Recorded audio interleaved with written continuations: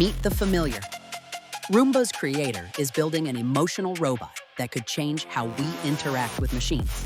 Colin Angle just unveiled the familiar, a fluffy robot meant to read human emotions and respond accordingly. Unlike Roomba, which just cleans, the familiar interacts emotionally.